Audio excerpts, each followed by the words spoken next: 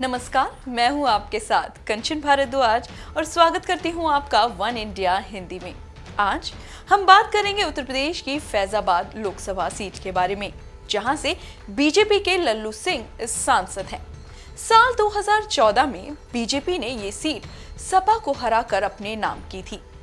अवध विश्वविद्यालय के लिए मशहूर फैजाबाद शुरू से ही धर्म और राजनीति दोनों के केंद्र में रहा है। अयोध्या की वजह से ही फैजाबाद हमेशा से नेशनल न्यूज की हेडलाइन में शामिल रहता है।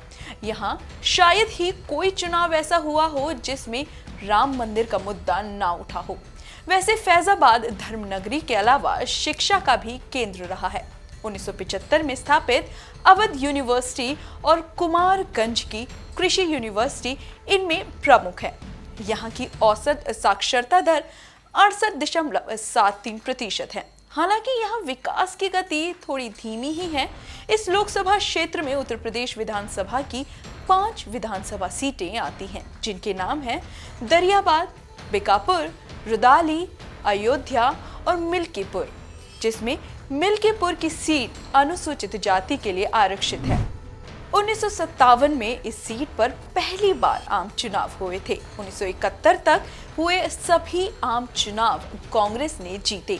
1977 में कांग्रेस के विजय रथ को रोका भारतीय लोकदल के अंतराम जायसवाल ने, जिन्होंने यहां जीत का परचम फहराया। लेकिन 1980 और 1984 दोनों ही चुनावों में कांग्रेस का ही बोलबाला रहा और 1989 में कम्युनिस्ट पार्टी के मित्र सेन ने इस सीट पर कब्जा किया।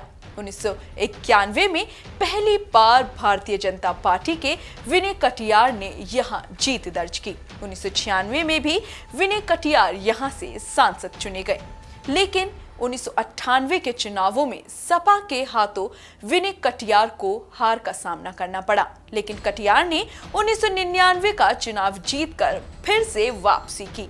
2004 में बसपा और 2009 में कांग्रेस ने यहां जीत दर्ज की, लेकिन साल 2014 का चुनाव यहां बीजेपी ने जीता और लल्लू सिंह यहां से सांसद चुने गए। वकालत की शिक्षा प्राप्त किए सांसद लल्लू सिंह संसाधन संबंधी मामलों की स्थायी समिति के सदस्य भी हैं। पिछले 5 सालों के दौरान इन्होंने लोकसभा की 21 डिबेट में हिस्सा लिया है और 267 प्रश्न पूछे हैं और सदन में इनकी उपस्थिति 93% रही है। यूपी के चर्चित शहरों में से एक फैजाबाद की 84% आबादी हिंदू और 14% जनसंख्या मुस्लिम है। साल 2014 के चुनाव में 17,38,701 वोटरों ने हिस्सा लिया था, जिसमें 53% पुरुष और 46% महिलाएं शामिल थी। उस साल यहाँ पर नंबर 2 पर सपा, नंबर 3 पर बसपा और नंबर 4 पर कांग्रेस थी। इसमें कोई शक नहीं, लल्लू सिंह की जीत में काफी बड़ा योगदान मोदी लहर का भी था, जबकि सपा की हार के पीछे उसकी अपनी गलतियां और रणनीतियां भी थी। जनता में उसके प्रति नाराजगी भी थी, लेकिन सियासी खेल में कोई भी चीज स्थायी नहीं रहती। शह और मात का खेल चलता ही रहता है।